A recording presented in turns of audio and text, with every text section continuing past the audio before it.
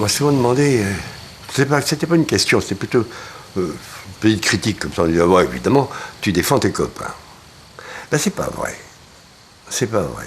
J'ai d'abord admiré. Et c'est après avoir admiré que je suis arrivé à l'amitié.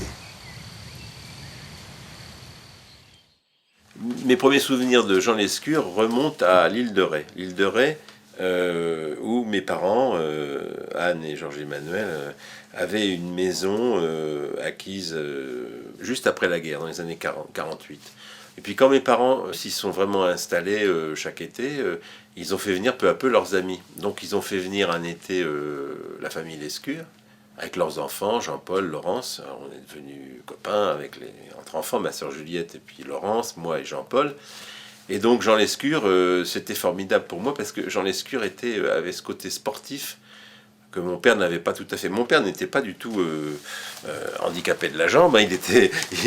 Il marchait bien, il nageait bien, mais enfin, il n'était pas aussi intéressé par le sport, la course à pied, l'athlétisme que l'était Jean Lescure.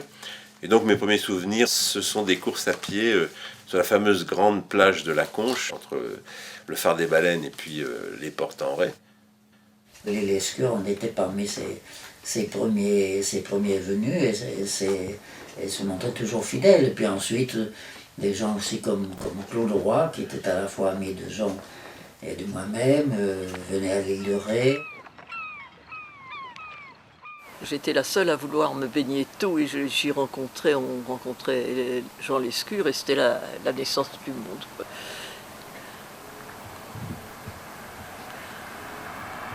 Nous faisions des grandes balades dans l'arrière-pays, un infatigable marcheur. Et nous nous baignions dès qu'à l'époque il y avait plus de rivières et nous nous baignions dans la Siagne, même en plein hiver, ça nous est arrivé, alors qu'il faisait très beau dehors naturellement, de nous plonger dans la Siagne.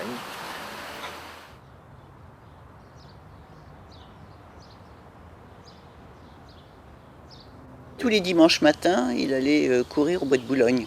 Tous les dimanches matins, régulièrement.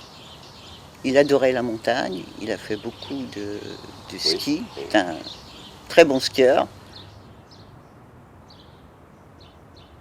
J'avais 11 ans quand j'ai rencontré Jean Lescure. 11 ans. J'avais 11 ans. Et il est venu, j'habitais à Pau, dans le Béarn, et il était le cousin de mon prof de lettres quand j'étais en 5e.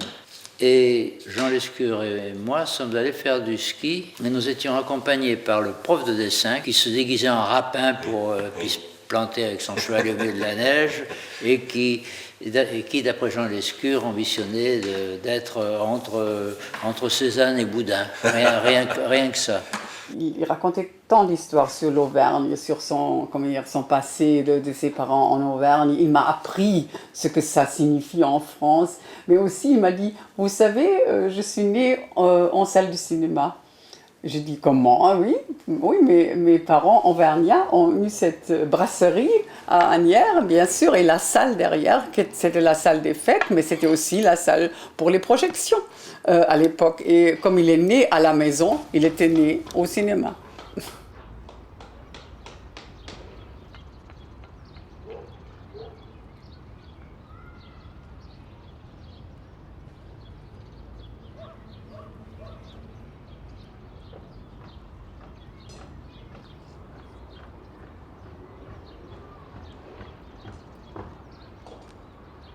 Mes parents, qui avaient un commerce, c'était je devais avoir une dizaine d'années, déjà j'allais au cinéma puisque les forains venaient dans la salle de bal de mes parents projeter des films muets.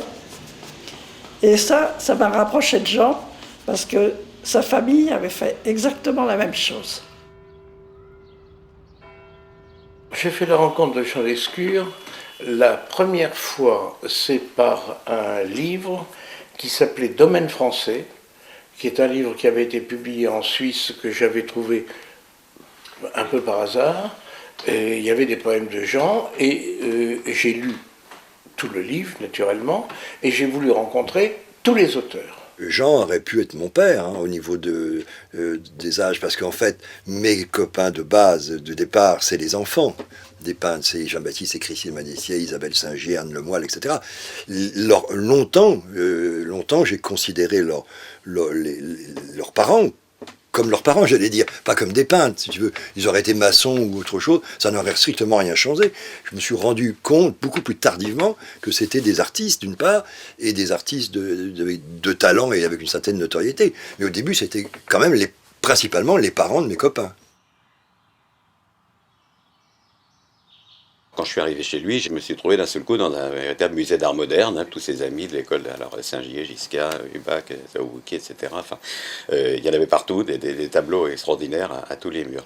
Dont un portrait de Jean. Ça m'a toujours fait penser au Erasme de Holbein, sauf que chez Holbein, Erasme écrit, Jean, il était vraiment très hiératique, c'était l'âme de Jean. Tout en étant extrêmement chaleureux, cordial, il en imposait. J'ai connu Jean Lescure en tant qu'adhérent de l'AFCA et il dirigeait donc à ce moment-là son cinéma à Asnières. En tant que trésorière, je l'ai connu quand il venait payer ses cotisations. Et quand il a été question de changer le président de l'AFCA, je l'ai vraiment encouragé à se présenter. Je l'ai connu dans des réunions parce qu'il était adhérent de l'association. Et dès 1967, il est devenu président de l'association des cinémas d'art et d'essai, où il est resté 27 ans président. Ma première rencontre est imprécise, je n'arrive pas, mais c'était avant mai 68. Et donc ça remonte à un certain temps maintenant. Et de fil en aiguille, Jean, qui était déjà le président de l'AFCAE, l'Association française cinéma d'art et d'essai, suivait vaguement ce que j'ai fait. En 69, j'ai créé la Quinzaine des réalisateurs. Jean est devenu, un fan de la Quinzaine. En tout cas, il venait souvent, avec évidemment énormément de distributeurs d'art et d'essai et d'exploitants d'art et d'essai, que plus tard je vais retrouver, et comme Monsieur et Madame Maréchal, Simone Lancelot, etc., qui avaient tous des salles et distribué et exploité, montré des films formidables. C'était pas d'ailleurs des exploitants, c'était des passeurs de cinéma, de passion, je dirais. Et de fil en aiguille, Jean m'a un peu adopté, puisqu'il m'appelait fils indigne, et au fond était assez curieux de suivre ce que je faisais, quoi. Je l'ai connu à la toute fin de sa vie, ça devait être vers 1995 ou 1996. Je venais de rentrer à l'IMEC, les archives de Jean Lescure avaient été engrangées à l'IMEC à la suite du dépôt des archives de son ami François Lachenal. Alors j'ai rencontré Jean Lescure qui m'a donné un tas de feuilles de papier découpées, redécoupées, avec plusieurs traces de machines à écrire et de papiers différents. Enfin, on sentait que c'était un gros travail qu'il portait depuis un certain nombre d'années. Il m'a dit très franchement, c'est un manuscrit qui a été refusé partout, est-ce que vous voulez bien vous en occuper ? Alors je dis ça, comment refusé partout ? Et il me dit oui, refusé par Gallimard, refusé par un tel, ça me ferait très plaisir si l'IMEC voulait bien l'éditer. Donc il me le donne à lire, je le rappelle peu de jours après en lui disant, moi je trouve ça très intéressant, avec un point de vue extraordinairement à la fois distant, retenu, drôle, et en même temps vraiment les doigts dans le cambouis, les mains dans le cambouis, racontant cette période de la guerre qu'il a vécue avec beaucoup de panache et beaucoup d'élégance d'une certaine manière, assez dans le ton de son ami François Lachenal. Ça a été une relation très charmante d'emblée et très intéressante qui, moi, m'a appris beaucoup de choses, précisément sur cette période de la guerre. La manière dont il m'a parlé de mon grand-père m'a appris beaucoup de choses, a été très intéressante pour moi. Et vraiment, ça a été un moment délicieux que de travailler avec lui, parce que c'était quelqu'un qui appréciait d'être lu, qui travaillait en fonction des remarques qu'on lui faisait, et vraiment le texte s'en améliorait continuellement, et c'était vraiment un travail commun. Tout son livre parlait d'abord de ses premières amitiés littéraires avec mon grand-père, avec Éluard, avec Queneau, avec Aragon même, bien qu'il y ait eu des distances. Enfin, il y avait vraiment une mémoire à l'œuvre sous mes yeux, et une mémoire modeste, discrète, en même temps très précise, et puis avec cet humour qui, moi, me plaisait plus que tout. Et moi, je ne lui ai pas assez dit à quel point ça m'avait intéressé, mis le pied à l'étrier, permis de creuser cette période avec un témoin de première main qui ne me racontait pas des cracks comme c'est souvent le cas. Le propriétaire de la revue Message était un Israélite autrichien, réfugié politique en plus, donc il a préféré faire sa valise et aller vers d'autres cieux. Et Lescure s'y est retrouvé avec Message, sans argent, sans rien du tout. Il aura mis 2 ans, jusqu'en 1942, pour trouver, rassembler des écrivains de ses amis qui étaient prêts non seulement à travailler sans être payés, bien sûr, mais aussi à mettre la main à la poche pour financer le premier numéro, ce qui a été le cas. Et ce premier numéro, non seulement il fallait le financer, mais il fallait aussi, après ça, le porter chez des libraires, faire du porte-à-porte, et les libraires le prenaient en dépôt, et après ça, il reversait l'argent qu'il avait gagné. Or, le premier numéro a été un succès inattendu, si bien qu'en 1942, il y aura eu 4 livraisons de Messages. Ce qui a été énorme et ce qui lui a attiré donc des collaborateurs de première importance comme Bachelard, Éluard, Queneau, même Sartre, Claudel, etc. et Paulan. Et là, Paulan jouera un rôle déterminant dans l'aventure de Messages parce que Lescure, voyant donc ce succès auquel il ne s'attendait pas du tout, avait proposé à Paulan purement et simplement de faire une anti-NRF en publiant un gros volume avec tous les gens qu'il pouvait sur le thème de domaine français. Et Paulan n'était pas contre. Paulan était chez Gallimard, il avait toujours une situation importante, mais il ne s'occupait absolument pas de la NRF que publiait Drieux-La Rochelle. Et on raconte, c'est que Paulan conseillait à ses amis écrivains de ne pas aller chez Drieux, mais d'aller chez Lescure. Ce qui a créé donc ce volume de Domaine français, qui était un volume énorme. C'était plus une petite revue, donc impossible de l'éditer en France parce qu'il fallait du papier. Donc Lachenard, qui était un ami de Lescure, lui a dit « Moi, je peux vous faire éditer ça en Suisse ». Le livre a paru en Suisse, il a fallu le sortir de France, le manuscrit, tout ça a été une histoire de... Et en Suisse, donc, il a remporté un énorme succès parce que c'était effectivement une anti-NRF, c'est-à-dire des écrivains qui parlaient de littérature sans préoccupation politique, d'une manière totalement libre.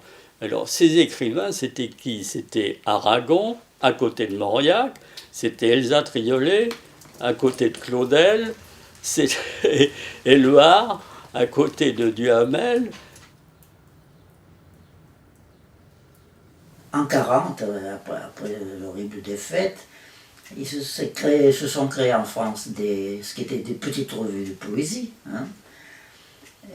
qui sont devenues, par leur prise de position de résistance intellectuelle à la barbarie horrible de l'époque, sont devenues brusquement, rapidement, et je crois à juste titre, des revues importantes, et notamment la revue créée par Jean Lescure, Messages, à Paris, était en somme un peu l'équivalent de ce que Maxwell Fouché faisait en Alger. Ah oui, Fontaine. Avec Fontaine.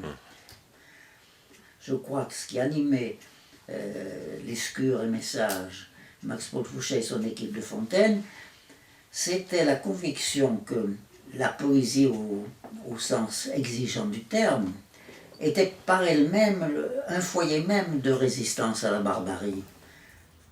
Il m'a parlé longuement de ce qu'il avait fait entre 1939 et 1949, donc toute l'aventure de Messages. Il a publié les 2 premiers titres, William Blake et Poésie et métaphysique, un article très important de Jean Val, qui était philosophe, spécialiste de Kierkegaard, etc., et dans lequel donc la poésie était identifiée à une forme aiguë de la liberté. Et il fallait entendre par poésie la littérature d'une manière générale, Lescure aimait beaucoup dire que Balzac, quand on lui demandait qu'est-ce que vous êtes exactement, Balzac ne répondait pas je suis romancier, il disait je suis poète.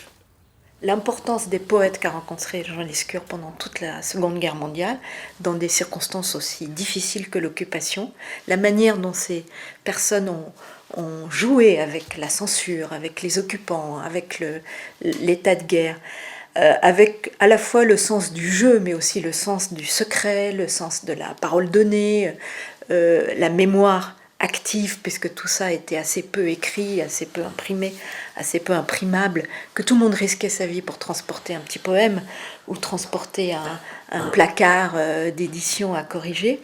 Ça m'a vraiment fait prendre conscience que la parole des écrivains et des poètes en particulier, c'est-à-dire les gens les plus déconnectés de l'histoire tout court, précède et soutient l'histoire réelle, les faits historiques de manière très parlante et significative. Et les services de la censure de Marion, qui étaient pourtant extrêmement affûtés, n'y ont vu que du feu. Et surtout, Jean a été suffisamment malin pour passer entre les lits. Et c'est ça qui est très drôle et très intéressant. Et la part de jeu qu'il revendiquait, et c'était pas une posture de sa part, ça a vraiment été ça. On joue au chat et à la souris. Il se trouve que le chat est particulièrement cruel, mais que la souris est devenue très très maligne. Pourquoi est-ce que LR, qui dirigeait la vie culturelle en France au niveau des publications, n'a rien fait?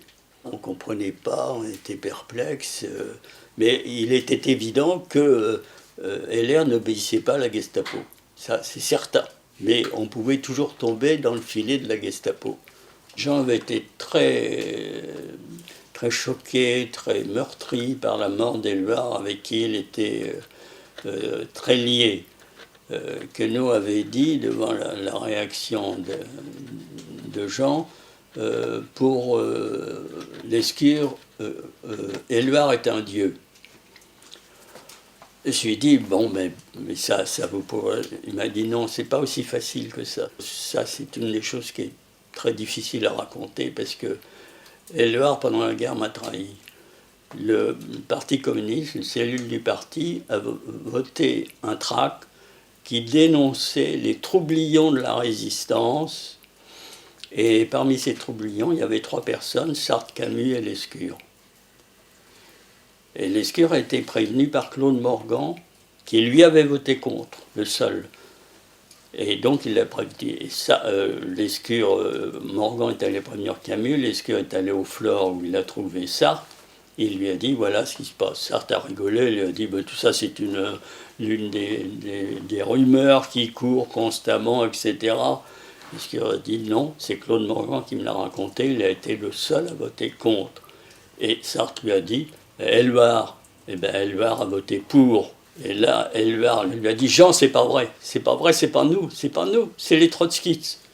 Il savait très bien que Lescure était au courant. Et il a continué, m'a dit Jean, cette espèce de lamento, c'était les trotskistes, donc la parole n'avait pas d'importance, ce qu'il disait n'était nul, il le savait, il savait que Jean le savait aussi, mais il continuait ce lamento qui était très touchant, très meurtri lui aussi, en fin de compte, il était presque plus meurtri que moi. Et donc je suis parti, il n'a pas piqué de colère, là, il est parti. Et 3 jours après, il a téléphoné à Éluard pour lui proposer de publier un numéro dans Message. Donc tout ça s'est passé en 1944, la veille du débarquement, alors que les communistes, Aragon se voyait déjà commissaire du peuple à la culture, enfin, etc.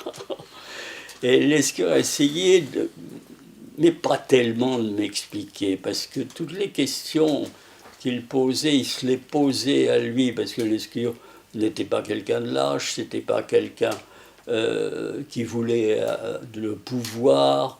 Alors pourquoi avait-il fait une chose pareille? C'était inexplicable, et même 45 ans après, dans le livre Poésie et Liberté, il repose ces mêmes questions et il ne trouve pas de réponse.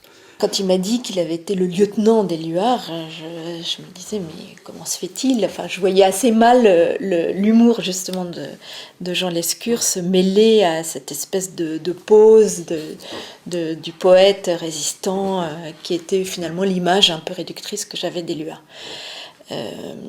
Et alors il m'en a suffisamment bien parlé pour que je comprenne ce qui s'était passé entre eux, et puis surtout toute l'aventure de l'honneur des poètes, de Domaine français, qui sont vraiment des entreprises littéraires, poétiques, menées dans une période qui les rend très difficiles, mais qui les rend d'autant plus significatives. Après-guerre, c'est sûr que avec toutes les histoires de l'épuration, ça devait être un peu compliqué pour lui de se situer dans un camp et de fréquenter aussi l'autre, quoi. Et moi, il s'en est très bien expliqué pour moi. Enfin, il a été vraiment très honnête là-dessus en me disant qu'il avait choisi une certaine forme de facilité. Et puis, il avait vécu aussi un ressentiment et qu'il était plus facile pour lui d'être dans les premières années après la libération du côté des gens qui réclamaient que les têtes tombent. Et qu'après, il s'était rallié un peu à l'idée de mon grand-père, mais sans prendre parti très officiellement. Enfin, dans les lettres, c'est très évident, mais en public, il ne le disait pas trop. Et ça, il était effectivement très partagé entre son amitié fidèle pour Éluard et son amitié fidèle pour Jean Paulhan. Moi, la défaite de 40, c'est quand même la chose la plus honteuse qui soit jamais arrivée dans l'histoire de France, et la plus extraordinaire défaite qu'on ait jamais vécue. Et deuxièmement, parce que j'étais très ami, t'es devenu très ami de deux grands résistants aussi, qui n'étaient pas du même bord politique. C'est Jacques-Daniel Valcroze qui va créer les Cahiers du cinéma, et Pierre Cast, qui était alsacien, qui à l'époque était secrétaire de l'Union des étudiants communistes, puis qui ensuite quittera le Parti communiste. Donc ça fait un point commun avec Jean. Et moi j'étais fasciné par quelqu'un qui était Jean Moulin, parce que Jean Moulin était fou de peinture, et qui plus est, se déguisait pour aller à des vernissages aussi bien à Paris qu'à Nice. Il avait d'ailleurs ouvert une galerie de peinture, et moi ça me fascinait. Et Jean m'avait aussi raconté l'extraordinaire, et ça corroborait ce que me disait Daniel Valcroze, désordre de la résistance. Jean, si je me souviens bien, a dû la vie sauve, grâce à une panne de métro, parce qu'il est allé au rendez-vous de son réseau et est arrivé en retard pour voir tous les autres arrêtés parce que le métro avait une panne. Bon. Et il a su d'ailleurs qu'il avait dénoncé, et ça c'est aussi une chose admirable qu'il faut souligner. Il a attendu presque 30 ans. Le type qui les avait dénoncés était membre du comité central du Parti communiste. Jean a attendu 30 ans pour aller le voir en lui disant « C'est toi qui m'as dénoncé ?» L'autre a dit « Oui. » « Mais je peux te demander pourquoi ? Tu étais anti-nazi ?» Il dit « Oui, mais il fallait bien préparer la prise de pouvoir. » Or j'ai dit à Jean « Mais tu ne t'es pas vengé ?» Il dit « Non, à quoi ça servait ? Nous avions gagné. » Moi, je ne savais rien sur Giono et le Contadour. Et lui, alors, il était très friand pour parler de ça. Et dans ses archives, il y a pas mal de photos très belles. Dans ce paysage pelé, avec la petite ferme derrière, et Giono qui arrive comme une vedette, fêté par tous ces jeunes gens qui croient au message pacifiste et communautaire de Giono. Et Jean Lescure, secrétaire de Giono, qui joue ce jeu-là et qui se rend compte assez vite que Giono finalement se sert de la situation ou peut-être a provoqué un mouvement qui le dépasse mais dont il veut rester maître. Et Jean Lescure, pour ça, on sent qu'il n'a jamais été dupe de quoi que ce soit, mais qu'il a continué à vouloir faire plaisir, que ce n'est pas un opposant frontal, c'est quelqu'un qui aime continuer à avoir de bonnes relations avec les gens. Je me rappelle qu'il disait toujours avec un gigantesque éclat de rire, et donc ça m'est resté très présent, que la maîtresse de Giono s'appelait Hélène Laguerre, ce qui pour un pacifiste était quand même un paradoxe gigantesque. Il était l'un des 4 personnes qui dirigeaient la radio. Chacune avait une casquette politique différente et lui avait une casquette gaulliste. De Gaulle, il n'a pas du tout apprécié les équipes qui sont installées à la radio à la Libération. Le seul qui supportait, c'était Jean Lescure. Jean Lescure avait pris dans son équipe des Groupes et du Maillet, dont c'était les débuts, et qui faisait un magazine littéraire.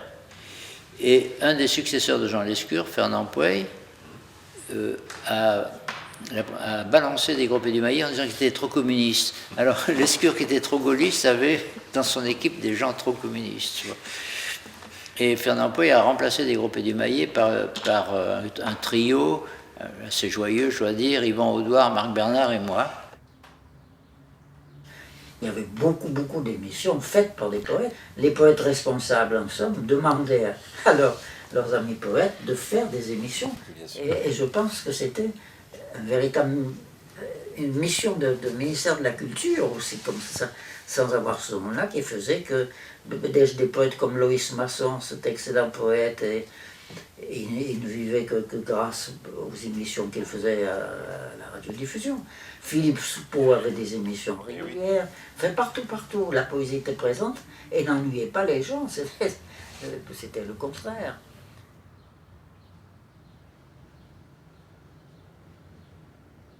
Il est devenu l'adjoint de Tardieu, qui lui avait le club d'essai. Donc, et on a fait beaucoup d'émissions ensemble.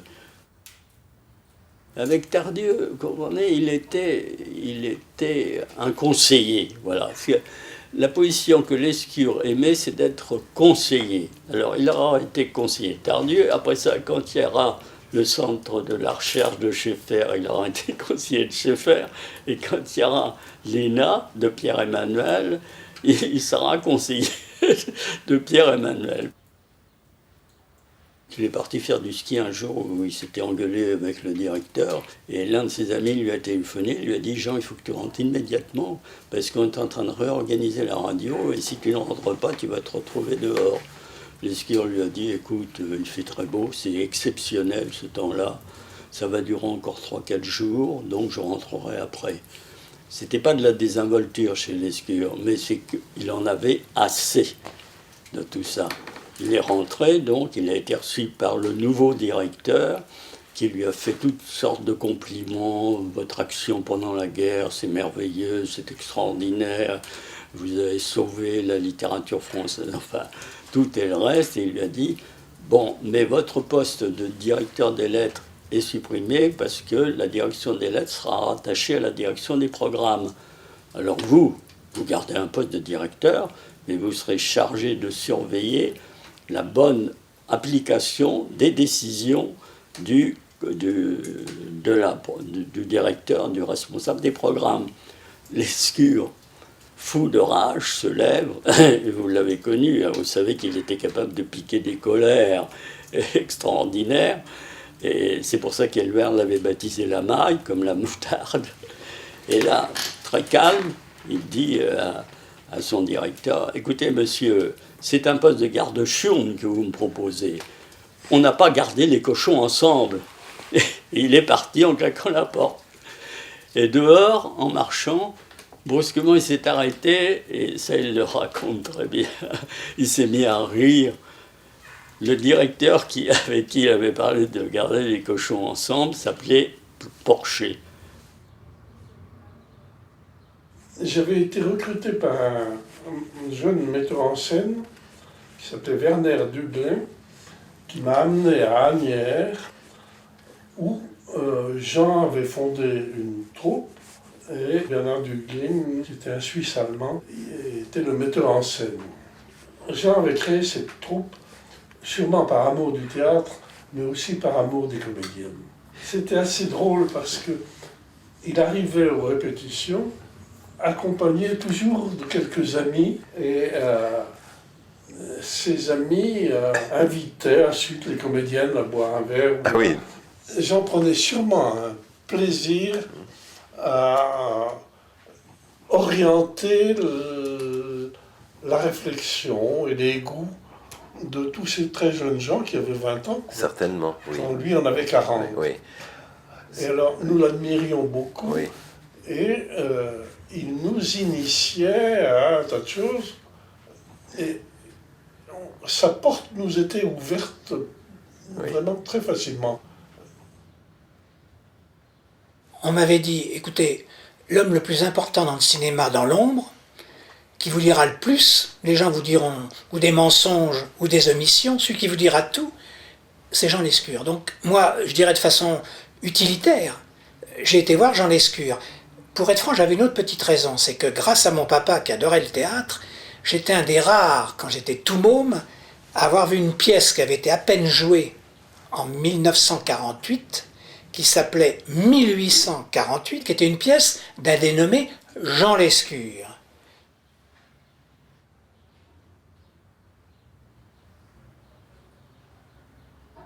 J'ai été encore plus enclin à aller rencontrer ce monsieur dont on me disait qu'il pouvait me donner plein d'informations pour ma rubrique cinéma. Je suis la seule survivante de la création de la SICA et de l'AFCA.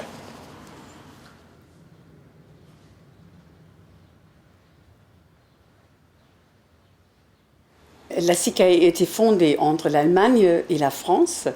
Et Jean était un moteur énorme de la SICAE. Il était président, je crois, pendant 25 ans au moins, de la SICAE. C'était vraiment dans l'esprit des années 50 que tout ça s'est créé. Ça veut dire, il y avait, si j'ose dire, il y avait cette projeté entre Adenauer et De Gaulle. Et je crois que aussi Jean se sentait encore dans l'esprit de Gaulle de faire tout ça, tout ce travail.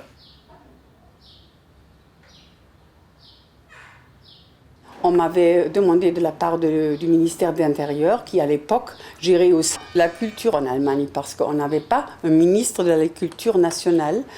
Ils m'ont demandé, parce qu'ils savaient que je me débrouillais en français, si je ne voulais pas prendre ce poste. J'ai dit oui, volontiers, je suis très curieuse, j'aimerais bien faire ce boulot.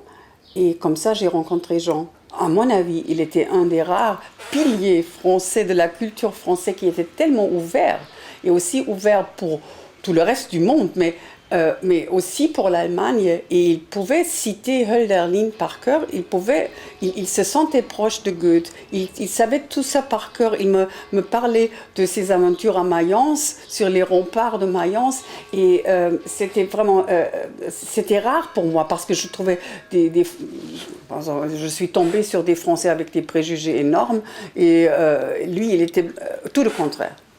Il a quand même créé la commission enfants. Il a créé la commission répertoire, la commission recherche, parce que la recherche, c'est lui, quoi qu'on en dise. Et puis, action.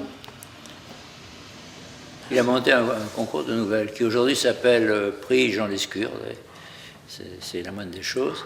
Et là, c'était un concours de nouvelles où, dans les cinémas d'arrêt d'essai, ceux qui voulaient invitaient leurs spectateurs à écrire des nouvelles, les envoyer. Les nouvelles étaient sélectionnées sur place, puis il y avait un jury final où on avait trié une cinquantaine de nouvelles environ, quoi. Les Halles de Paris déménageaient et Jean m'a fait obtenir la location provisoire d'un pavillon où nous avons installé une salle de cinéma en 24 heures. Et toujours avec Jean, parce que c'était lui qui me guidait, nous avons programmé des Christ par milliers, un film d'Artuis qui racontait le TNP et Jean Vilar et tout ce qui s'est passé en 68 à ce moment-là au TNP. Ça a été un succès extraordinaire. Jean disait toujours que bon, on lui avait demandé d'être président parce que effectivement, il pouvait déjeuner avec Malraux, passer un coup de téléphone. En général, c'était moi d'ailleurs qui le passais à la secrétaire et ils déjeunaient ensemble. Oui, ça facilite beaucoup les choses. Pour moi, Jean Lescure, je comprenais plutôt que Jean Lescure, certes, c'était quelqu'un qui était actif dans le domaine du cinéma. Mais aussi c'était un poète, c'était un écrivain, et c'était quelqu'un qui était un ami de Malraux. Et pour notre génération, c'était tous ceux qui s'intéressaient au cinéma, à la peinture, à l'art, au théâtre, au spectacle. Évidemment, le fait que ce soit un homme comme Malraux qui soit ministre de la Culture, c'était un espoir absolument formidable et sans précédent, en tout cas, sauf à remonter au début de la Troisième République, si on peut dire. Avec Malraux, il avait des rapports qui dataient de la guerre, puisqu'il avait caché à sa demande des gens chez lui, etc. Et puis il y avait ensemble donc le gaullisme et l'intérêt pour la peinture, qui a toujours été très grand chez Jean. Et un jour, Malraux lui aurait dit mais pourquoi est-ce que vous n'adhérez pas au RPF? Il dit ça en 1953, quelque chose comme ça. Et Lescure lui a dit il y a quand même beaucoup trop de Vichy-Soir chez vous. Et Malraux lui a répliqué écoutez, bien sûr, il y a beaucoup de Vichy-Soir, mais si tous les vrais gaullistes comme vous adhéraient au RPF, il y aurait moins de Vichy-Soir. Toujours est-il que Lescure aura refusé d'adhérer au RPF et ça n'aura pas du tout entaché ses relations avec Malraux. Sur Malraux, il avait des anecdotes extraordinaires. Pendant la Résistance, quand Malraux venait le voir en clandestinité, là je crois à Villeneuve-Saint-Georges, quelque chose comme ça. Mais un peu plus tard, quand De Gaulle est revenu au pouvoir, Malraux devient ministre et je crois qu'à ce moment-là, Jean cherchait un peu plus ou moins du travail. Enfin, il savait, il avait besoin de travail et donc il va voir Malraux et il lui demande, écoute, voilà, moi j'aimerais bien une place dans un musée, quelque chose. Et Malraux lui dit, oh oui, écoute. Conservateur, je devrais pouvoir te trouver ça. Alors, moi, je le fais très mal, bien sûr, mais je ne l'ai pas connu, mais Jean, racontant ça, imitait Malraux, mais c'était extraordinaire. Et alors, Jean dit, mais non, pas du tout, moi, je veux pas du tout être conservateur, oh là là, pas question, moi, une place de concierge, je veux être concierge, ça m'ira très bien. Et Malraux le regarde et lui dit, concierge, tu n'imagines pas les relations qu'il faut. Tout le travail de l'art et essai qui était fait un peu avant, mais qui a surtout été conforté par Jean, c'était le lien avec le public, le lien avec les créateurs, et lui, jouant effectivement de ses relations, de son prestige personnel, a pu avoir les plus grands noms à l'Alcazar, et c'est d'autant plus important que quand il avait Alain Resnais, c'était aussi le gendre d'André Malraux, qui lui avait permis de conforter et de faire que l'art et essai est aujourd'hui ce qu'il est, c'est-à-dire une vraie force et économique et culturelle. J'avais créé la quinzaine, donc je trouvais forcément que c'était en réaction contre la compétition officielle de Cannes, et je trouvais que c'était scandaleux, les dérives qu'il pouvait y avoir à cette époque-là. Je le faisais savoir en disant, c'est bête que l'État me donne aussi peu d'argent, et alors qu'il en donne tellement pour montrer des films qui ne sont pas de grand intérêt en compétition. Et donc Jean, par exemple, m'a aidé, parce qu'une année, j'avais probablement fait une déclaration trop violente, politiquement incorrecte, qu'il a pris un rendez-vous chez Jacques Duhamel, et on a été reçus, parce que Jean avait demandé, Jacques Duhamel nous a reçus avec Jacques Rigaud, et Jean a dit, voilà, bon, il est un peu un chien fou, quoi, mais faut pas y toucher, c'est mon fils. Bon. Et il m'a dit, tu te rends compte ce que je suis obligé de faire à cause de toi, fils indigne. Bon, à partir de là, il m'appelait souvent fils indigne.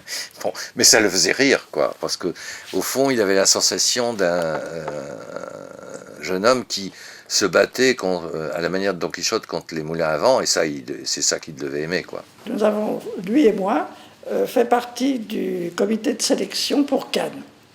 Et cette année-là, on nous a présenté la Grande Bouffe et La Maman et la Putain. Et nous n'étions pas seuls, il y avait quand même, on était une quinzaine pour sélectionner. Et le directeur du festival est venu nous voir, et en voulant nous obliger, si vous voulez, à ne pas sélectionner. Surtout La Grande Bouffe. La Maman et la Putain, ça passe encore, mais La Grande Bouffe, oh là là. Mais personne n'a voulu changer d'avis, et les deux films ont été présentés à Cannes, avec quel scandale, je ne sais pas si vous vous en souvenez.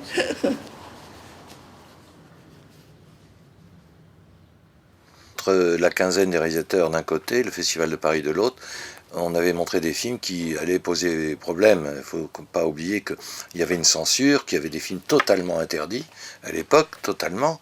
Bon, quand Pompidou est revenu au pouvoir, il y a eu des éditeurs qui ont eu leurs livres condamnés. On a brûlé des livres, on les a mis au pilon comme au Moyen-Âge. Je pense à mon copain André Ardelais pour Lourdes-Lentes, par exemple, qui a été condamné avec un an de prison avec sursis, une amende, des choses comme ça. Et moi, au Festival de Paris, j'avais montré en 1975, la première mondiale, de Salo ou les 120 journées de Sodome, ce qui a évidemment provoqué une réaction d'une violence qu'on imagine mal, puisque C'était au théâtre de Chaillot, il y avait 1500 places, il y a 2000 personnes qui ont voulu rentrer.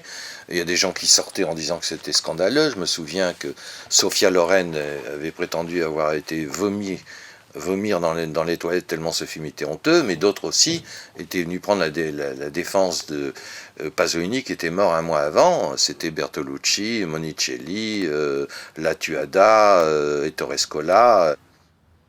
Ce festival avait été financé par Michel Guy, qui était secrétaire d'État à la Culture, et finalement le film est sorti à condition de ne sortir que dans une salle. Très bien. Seulement l'année d'après, je récidivais, mais cette fois à la quinzaine de réalisateurs, avec l'Empire des Sens de Nagisa Oshima.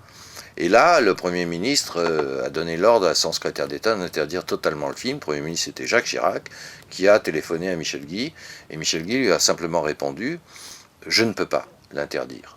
Et ce faisant, a pris un décret d'abolition de la censure, ce qui lui a coûté sa place.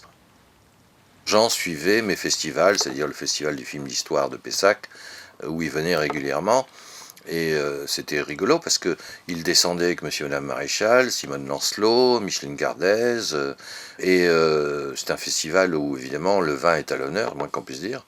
Et Jean, lui, il buvait pas du tout. Alors je disais, mais pourquoi tu viens dans mon festival? Puisque moi, mon argument de vente, c'est pas les films qui sont à voir, c'est les vins qui sont à boire. Lui, il avait plusieurs passions, donc, mais le cinéma, il l'incorporait bien à celle de la peinture et de la poésie. Hein. Exactement. Moi, j'ai que le cinéma. Il voyait le cinéma, et tout en étant très cultivé, non seulement sur la poésie, la littérature, mais aussi la peinture, par exemple. Donc il avait un regard encyclopédique sur le 7e art. Il a toujours un point de vue à la fois pertinent, original, et qui ne déformait pas l'œuvre, comme font beaucoup de critiques, qui parlent on se demande où ils ont été voir ça, hein, mais ça c'est pour faire... pour vendre les articles, il faut être plus brillant que le film, vous savez ça? Il ne voulait pas des films où on défendait une espèce d'opinion ou de thèse. Il voulait des choses vécues, des choses avec une expérience de vie et avec une force. Et il défendait ce cinéma tout le temps. Et comme de travailler avec lui dans un jury, c'était aussi quelque chose d'extraordinaire parce que de défendre des thèses qu'on a eues, des idées qu'on a eues avec lui et l'échange intellectuel avec lui autour des films, c'était aussi une chose extraordinaire. Et comme il a vécu aussi que le film est devenu beaucoup plus un commerce, quelque chose de très commercial, c'était pas pour lui. Et il détestait ça et il le dénonçait aussi. Au Marais, nous avons fait une année cinéma et peinture. Et tous les amis de Jean, qui étaient l'école de Paris, ont amené une de leurs peintures. Et dans le hall du Marais, au premier étage, il y avait toutes les peintures et on projetait des films sur la peinture. Je suis allé voir Jean Coulot parce que Jean m'avait donné ses coordonnées et je lui ai demandé de me faire une affiche, ce que Coulot a fait spontanément. Bon. Et c'est vrai que grâce à Jean, j'ai pu après, lorsque j'ai créé le FIPA, approcher des peintres comme Mata, Vera da Silva, Garouste, ou Armand. Le trophée du FIPA, c'est un Armand. Qui ont fait des tableaux, je vais dire, c'est pas des affiches, ce sont des tableaux, ou alors des gens comme Charles Maton, que j'avais connu grâce à Jean au Festival du Jeune Cinéma de hier, où il avait lui-même présenté son premier court-métrage, qui s'appelle La Pomme, et ensuite il a fait un film sur Rembrandt, il a fait 2-3 choses, mais il était d'abord et avant tout peintre. C'était un grand émerveillement pour moi de découvrir toutes les toiles très remarquables qu'il avait au mur rue du Bac, et que je retrouvais aussi avec chez notre ami André Fresneau, qui était très proche aussi des mêmes peintres qu'aimait Jean, et notamment les peintures d'Estève, les peintures de Chastel, les peintures de Gisquia. Et donc,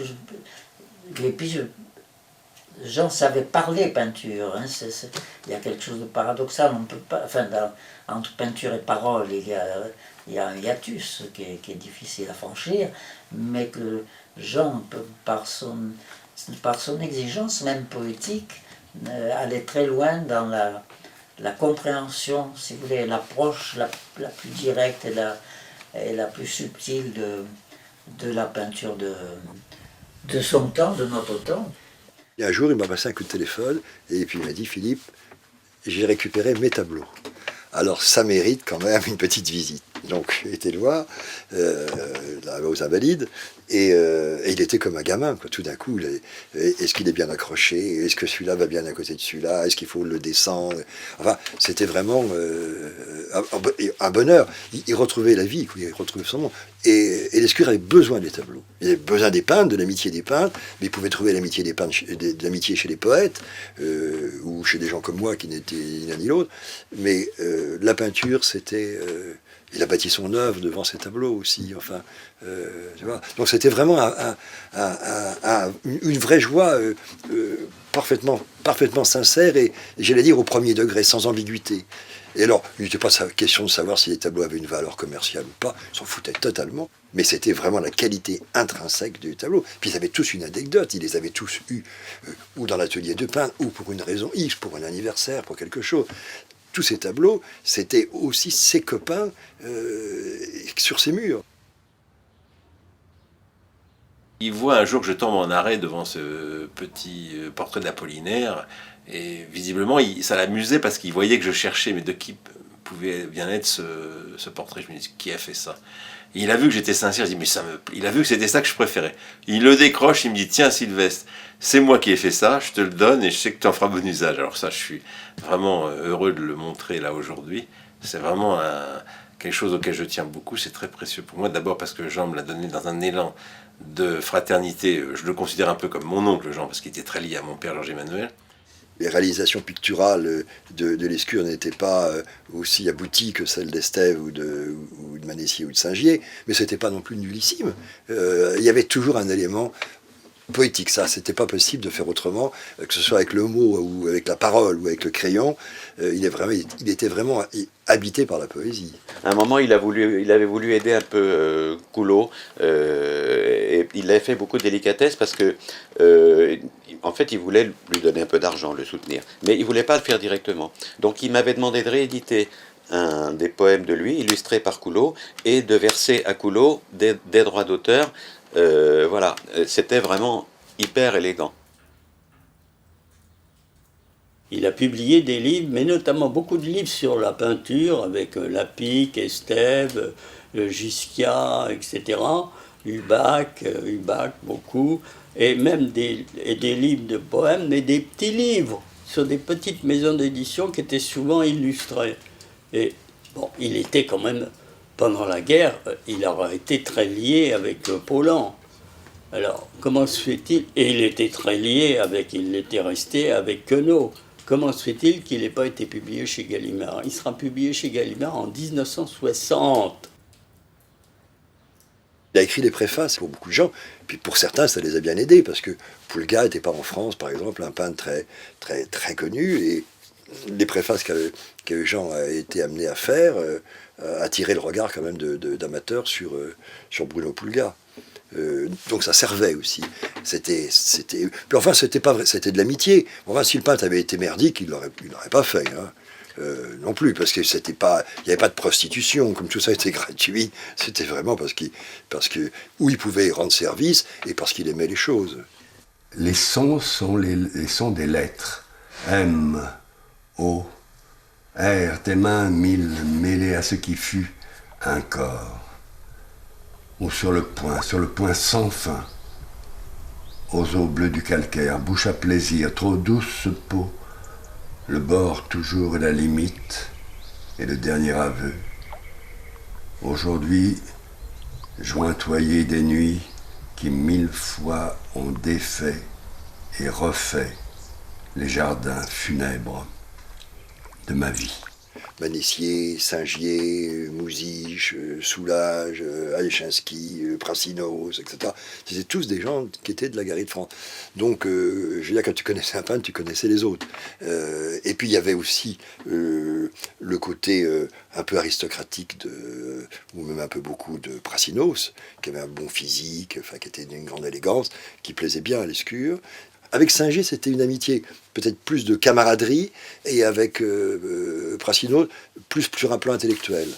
On a fait un bouquin après la mort de Singier, qui a eu le prix de l'Académie française pour le texte de Lescure, qui est un texte admirable, où c'est finalement une conversation entre deux artistes, un poète et un peintre, qui partaient en vacances, qui était la vérité, au bord de la mer Égée, et qui discutaient des problèmes de la création, et qui s'apercevaient qu'avec les couleurs et les mots, finalement, les problèmes de la création étaient les mêmes. Ces gens qui avaient le désir de faire un livre, comme on avait fait pour Singier, sur Chastel. On était dans son atelier, et on parlait du projet du livre, qui l'intéressait. J'ai trouvé que le livre qui avait été fait sur Singier était parfaitement bien réussi, donc il était tout à fait d'accord. Mais il y avait un tableau qui ne marchait pas. Et ça l'obsédait. On sentait bien que dans la conversation qu'on avait pour le bouquin à venir, ce tableau qui était derrière lui et qui n'arrivait pas à faire venir, le bouleversait. Et plus la conversation allait, plus il s'extrayait finalement de son bouquin et il repensait à son tableau. Et à un moment donné, il s'est levé. Il a pris un couteau, une paire de ciseaux, je ne sais plus, et il a lacéré la toile. Et puis, dans l'hystérie d'un monsieur très digne, comme ça, il a bousillé ses autres toiles. Il en a filé sur le sable, je ne sais pas, 7, 8, 10, déchiré. Une peinture dramatique d'un bout à l'autre qu'il n'arrivait pas à maîtriser. D'une certaine manière, l'anti-Singier. Singier, lui, maîtrisait très bien. Et Chastel, non. Il n'y avait pas moyen. Lorsqu'il était dans le drame, il ne le surmontait, ne surmontait pas. Il le transformait en désespoir. C'est-à-dire qu'il crevait l'étoile. J'avais montré ça un jour, c'était dans une sorte de classeur comme pour les timbres, si tu veux. Et là, il y avait toutes les enveloppes des lettres que les peintres lui avaient envoyées en réponse ou pour lui demander des choses. Et toutes ces enveloppes étaient totalement peintes. À l'huile, c'était des tableaux. Je ne sais pas lequel a commencé, si c'est moi qui lui ai envoyé des enveloppes en verre. Il habitait à Culan, à ce moment-là. Alors, il commence par me peindre une carte postale avec le vieux pont de Culan près duquel il habite. Et puis à partir de là, alors une série d'enveloppes peintes. Ce sont des véritables estèves. J'ai même une lettre où il m'en parle et où il me dit « Ça y est, le facteur sait que j'entretiens avec la poésie des rapports étroits, encore une expression ambiguë, grâce à tes enveloppes. » L'enveloppe que je lui avais envoyée, il était à Culan, était dans le Cher, d'où lui vient sa sève, se promène le Cher Estève à pas lents à Culan. Et tu vas voir, ce qui est quand même touchant, c'est que 33 ans après la dernière enveloppe, je reçois une enveloppe où c'est le timbre qui est un Estève. Il y a eu un projet de livre avec ça, mais c'était un livre érotique, sur des poésies érotiques, puis bien érotiques, hein, de Lescure, et des gravures non moins érotiques. C'était des gravures sur... comment s'appelle cette matière, pas plastique, qu'avait fait... Linogravure. Linogravure, c'est ça. Qu'avait fait Giscard. Alors il y a des sexes en érection, des trucs, enfin, des paires de couilles formidables. Et puis moi, c'était... ces livres, c'était des livres... de plaisir, si tu veux, donc je suis gagné ma vie autrement, et j'ai pas eu le temps matériel de le faire, donc je l'ai pas fait, donc c'est quelqu'un d'autre, j'ai oublié le nom. Jérôme Vérin, qui a fait un très joli, très bien imprimé, un livre, j'allais dire, jouissif. Absolument, avec un aspect évidemment érotique et en même temps un aspect métaphysique, c'est un peu la métaphysique du vie, du mât, du membre, mais voilà, la métaphysique des couilles, mais c'est une métaphysique comme une autre, il l'assumait.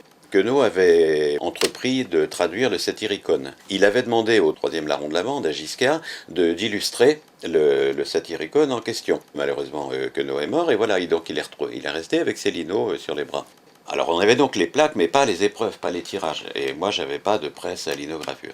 Donc je lui ai proposé, ce que j'ai fait, d'acheter une espèce de presse économique, un herbier en fait, et puis d'essayer de réaliser des tirages en encrant, voilà. Et donc c'est ce qu'on a fait avec mon épouse à la maison pendant plusieurs jours, et on a réalisé des épreuves que la veuve de Giscard avait d'ailleurs tout à fait avalisées, enfin bon, qui étaient suffisantes pour pouvoir reproduire. Alors c'était assez amusant à la maison parce qu'on avait à l'époque notre petite fille qui avait 5 ou 6 ans et donc on mettait à sécher les épreuves. Donc il y avait des forêts de bites et de couilles dans la salle à manger dans un assez grand format ma foi. Et donc on était obligé de jouer avec les horaires en attendant qu'elle soit à l'école et de prier pour que ça sèche à temps et de tout plier avant qu'elle revienne. Et voilà, de temps en temps des voisins nous rendaient visite et se demandaient vraiment ce qui se passait dans cette maison. Donc je racontais ça à Jean qui se marrait beaucoup. Mais voilà, c'était très sympathique. Et en plus les poèmes sont magnifiques. Et évidemment, ils avaient appelé ça de façon très oulipienne, non pas le Satyricon, mais le satyre est con.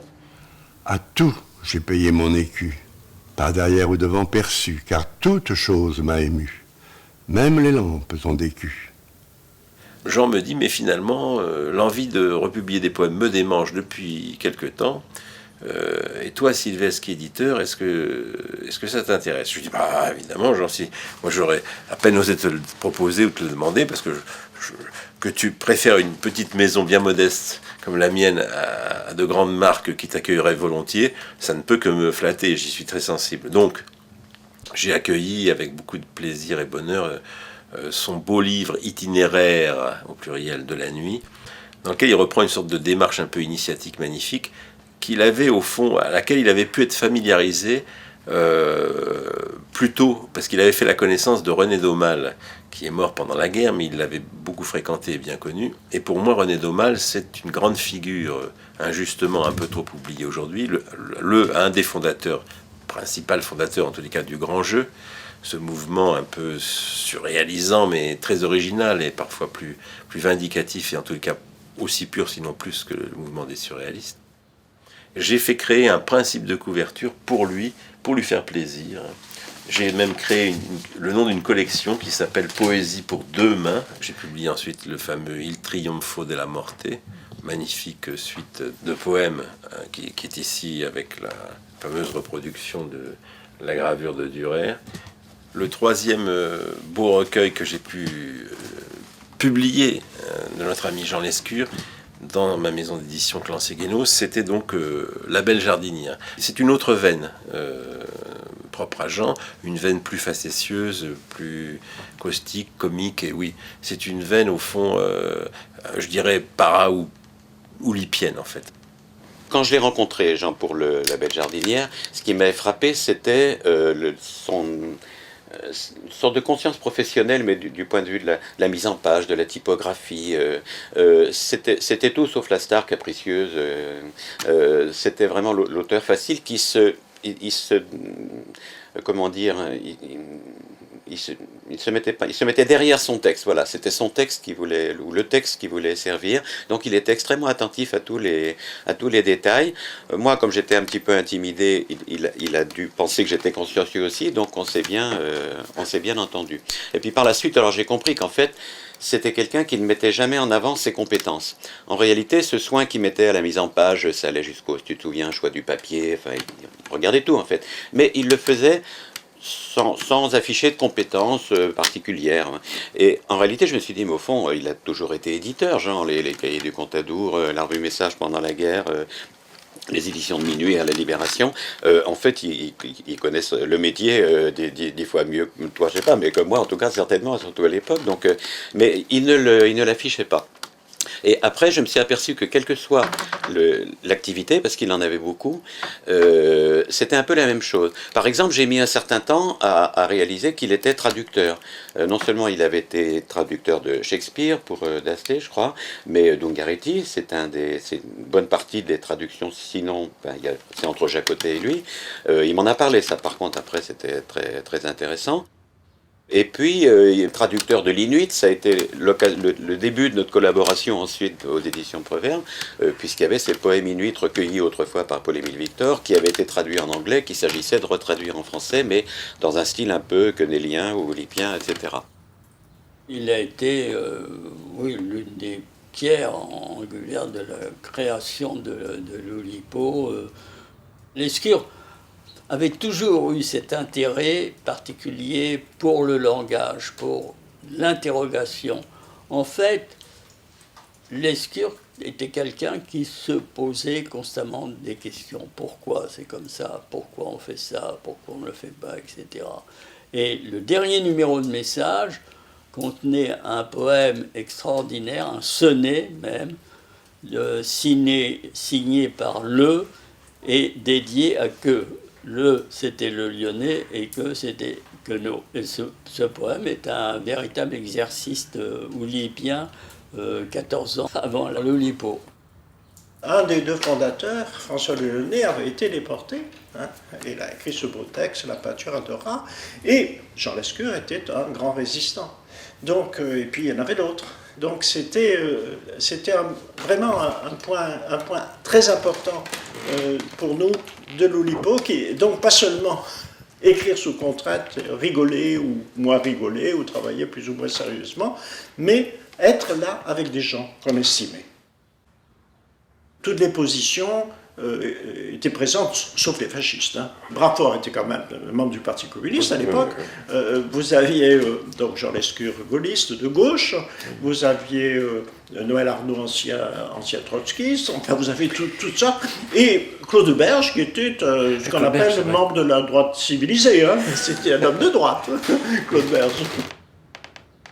L'Oulipo, au début, est une sorte de groupe clandestin. Personne ne sait. Moi, quand je suis allé à la première réunion, je ne sais pas ce que c'était. Un jour, l'Oulipo est invité à Villeneuve-les-Avignon pour le festival. Première représentation publique de l'Oulipo. On va travailler. Qu'est-ce qu'on va faire? Eh bien, on va faire quelque chose qui est inspiré de Jean Lescure, c'est-à-dire qu'on va faire des poèmes que l'on peut dire sans que les lèvres se touchent. Et quand on... Voilà, un petit peu comme les difficultés que rencontre le bègue. Et puis on compose plusieurs poèmes. Et à la fin de la lecture, il y a un écrivain turc, Kemal, qui vient nous voir et nous dire « Vraiment, c'est bien ce que vous avez fait là, mais vous savez, dans mon pays, en Anatolie, on fait ça depuis le XIIe siècle. » Oui. Et puis, XIIe siècle, il y avait des joutes entre les villages. Oui. Et puis, il ajoute avec un petit peu de perfidie, vous savez, en turc, c'est plus dur. À cause des sons. Alors, on était terrifiés. On téléphone au président de Lyonnais, qui ne s'était pas déplacé, qui était dans son bureau. Et il nous dit, mais c'est très bien. Ces gens-là sont nos plagiaires. Les plagiaires par anticipation. Donc, le concept de plagiat par anticipation vient de là. Jean était à l'origine des fameux exercices de style. Il y avait un jeu entre eux réciproque, c'est-à-dire que je crois que Raymond Queneau avait proposé à Jean une sorte de gageure qui était d'écrire, de prendre 10 mots très difficiles, et puis il devait composer 10 poèmes sur chacun des mots. Je crois que c'est ce qui a donné les 13 poèmes d'ailleurs un peu plus tard. Et Jean a riposté en quelque sorte, a répondu au jeu en disant bah, « Toi, est-ce que tu serais capable de raconter la même histoire de 10 façons différentes ?» Donc finalement, ça a été plus 122 ou 125, les fameux exercices de style. Si t'étais rien, t'es rien du tout. Si t'es rien, c'est ton tout.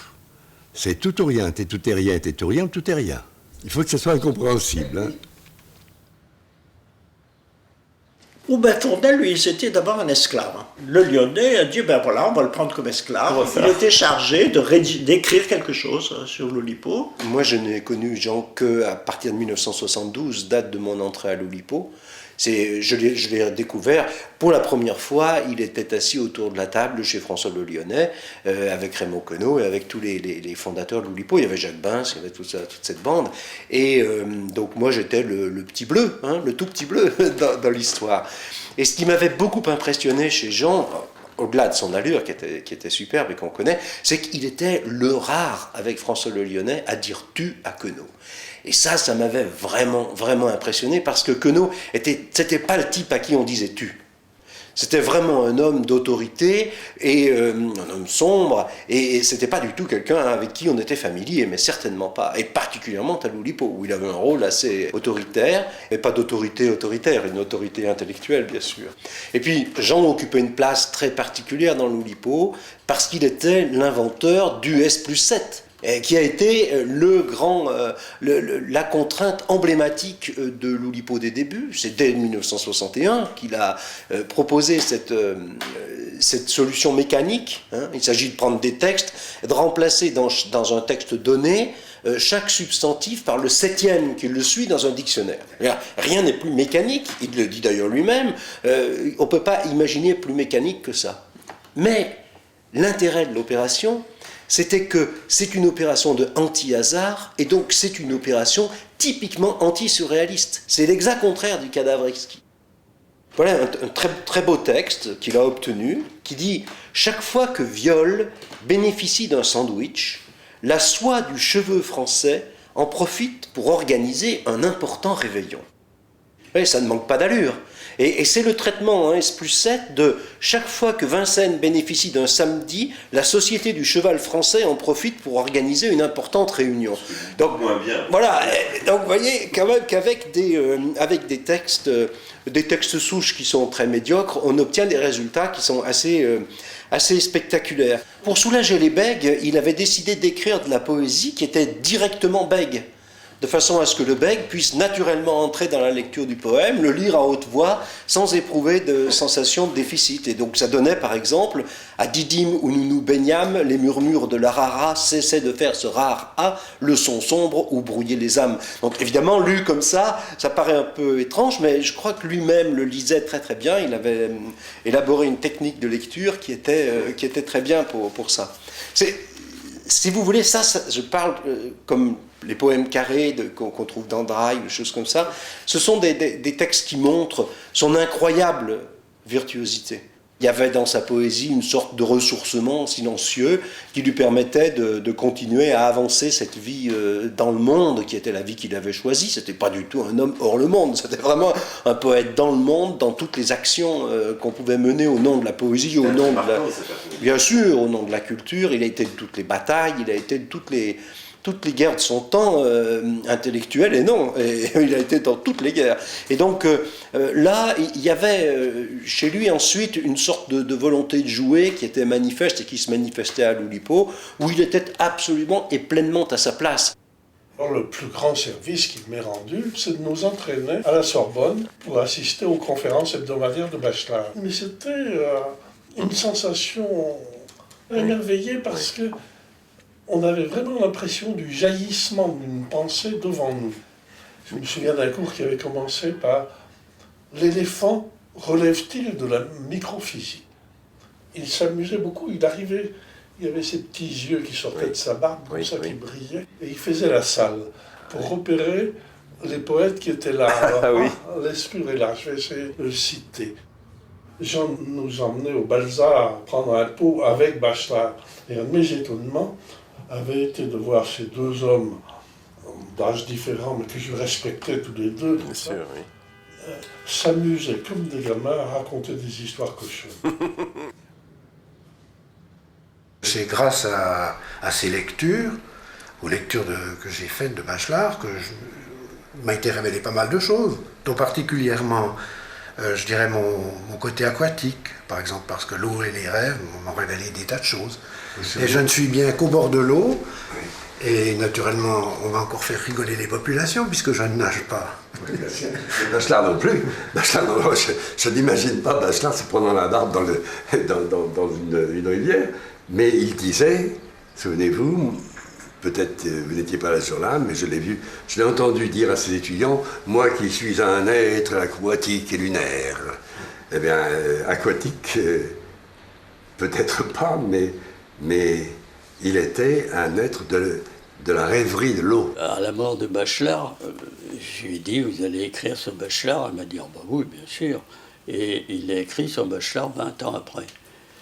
Dans ce livre sur Bachelard, qu'il avait intitulé Un été avec Bachelard, parce qu'il Il avait parlé que de l'attrait de Bachelard, les études sur le feu, la flamme d'une chandelle, etc. C'est-à-dire la poésie, et pas du tout le Bachelard philosophe. Dans le livre Un été avec Bachelard, qui est paru en 1983 chez Luno Ascot, il citait des lettres qu'il avait reçues de Bachelard, avec qui il avait une relation importante et dont la philosophie joyeusement pessimiste, disait-il, rencontrait son sentiment général de la vie. Donc il a publié ce livre le truffant de lettres de Bachelard, et la fille de Bachelard a jugé qu'il aurait fallu lui demander l'autorisation à vendre, donc a interdit le livre.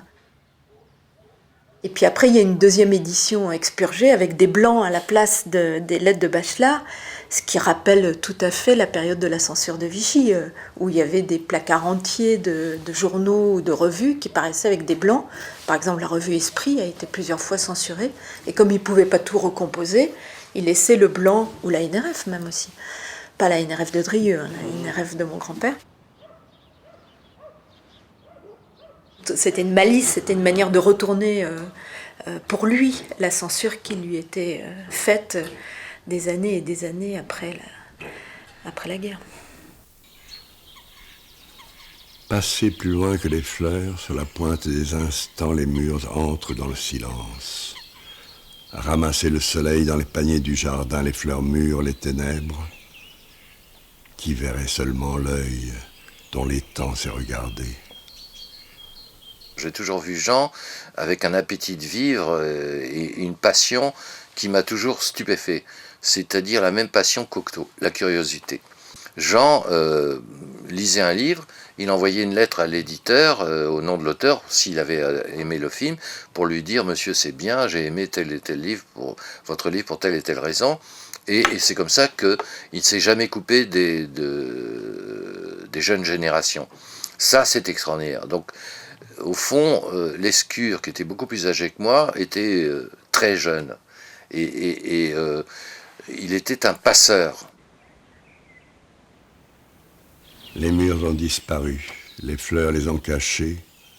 Un instant, le jardin s'est creusé si profond que seul le temps l'aimait.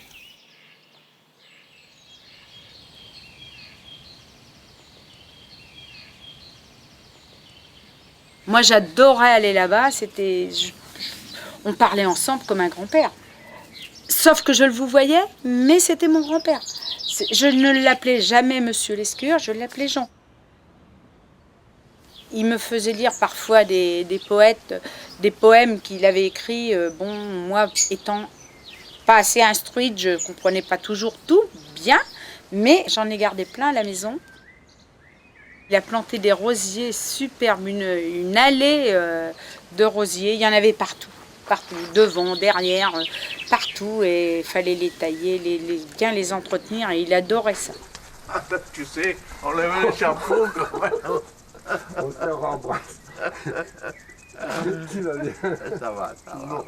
Oui, tu m'avais promis ta chanson l'autre jour. Hein. Bah, écoute, il aimait rencontrer les gens, il aimait discuter, il aimait voir du monde autour de lui. Mais du jour qu'ils se sont mariés, c'est elle qui l'a renfermé pour se le garder pour elle. C'est vraiment 2 ans avant son décès qu'il a été éloigné de tous ses amis. Et je pense qu'il en a beaucoup souffert. D'ailleurs, ses amis aussi, on ne comprenait pas. Et ça s'est terminé assez tristement. J'avais l'ordre de dire qu'il était dans sa chambre, qu'il se reposait. Parfois, il sortait comme ça, on discutait sans que je travaille, sans rien. Je restais là dans la cour à discuter avec lui. Là, j'avais plus le droit parce que je le fatiguais. On attendait 11h30. 11h30, elle partait faire les courses. Donc, on savait qu'elle rentrait que vers 1h. Alors, donc, hop, il me faisait un petit toc-toc au carreau. Et je savais qu'il fallait que j'ouvre la porte. Il se changeait vite, il mettait son short, un maillot, et hop, on partait dans les temps, de l'eau jusqu'à la taille, arracher des mauvaises herbes et tout ça. Et dès qu'on sentait que l'heure arrivait, hop, il se déshabillait, il mettait ses trucs séchés sous un arbre, dans le bois, et il remontait écrire. Il regardait son étang que par la fenêtre de sa chambre, de son bureau, où il était tout le temps.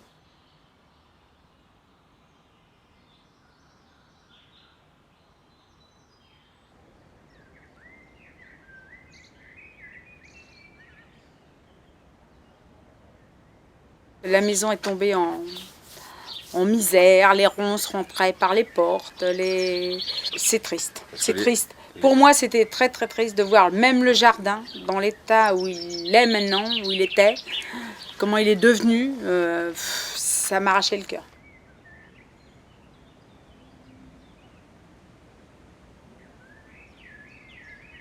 Jean, je l'ai vu presque jusqu'à la fin, pas tout à fait, puisque à un certain moment, il nous était interdit de le voir. Et c'est vrai que maintenant, il nous manque terriblement parce que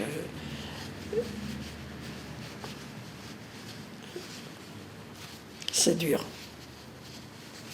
C'est difficile de penser qu'il est parti comme ça, alors qu'il avait encore tellement de choses à nous dire. Et ça fait de la peine. Peu de soleil sur l'héliotrope, sur la lune bien peu de nuit. De la nuit ou du jour, qui le mieux vous fait naître, couleur, quelles ténèbres pour luire vous faut-il, et quel soleil pour vous éteindre.